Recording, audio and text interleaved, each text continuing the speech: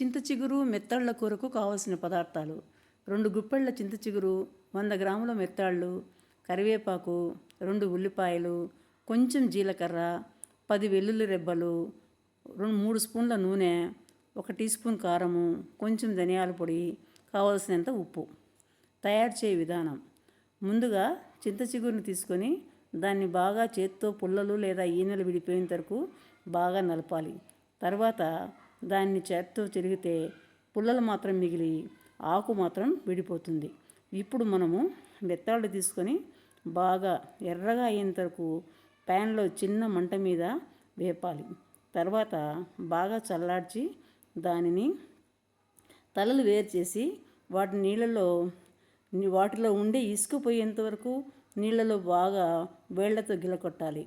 ఇలా 5 లేక 6 సార్లు చేపలను శుభ్రం చేయాలి. మనము తీసుకునే కరివేపాకు, జీలకర్రను సన్నని మంట మీద వేడి చేసి చల్లార్చి వెల్లుల్లి దెబ్బలు వేసి మిక్సీలో పొడి చేయాలి.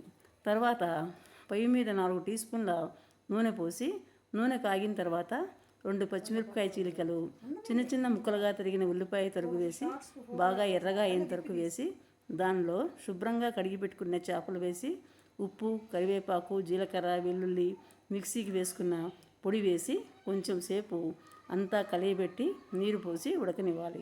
2 నిమిషాల తర్వాత 2 లేక 3 సార్లు కడిగి పెట్టుకున్న చింత చిగురు కూడా వేసి కారం, ధనియాల పొడి వేసి మూత పెట్టి ఉడకనివ్వాలి. ఆయిల్ వేరు పడేంత వరకు అప్పుడప్పుడు కలియబెడుతూ వేరు పడిన తర్వాత అప్పుడు దగ్గరగా అయిన తర్వాత దింపివేయాలి. అంతే, చింత చిగురు మెత్తళ్ళ కూర రెడీ. మాకైతే ఈ కూర అంటే చాలా ఇష్టం. చాలా బాగుంటుంది పుల్ల పుల్లగా చేపలతో. ఇది అన్నంలోకి కలుపుకొని తినడానికి చాలా బాగుంటుంది. మీరు ట్రై చేస్తారా? కామెంట్ చేయండి.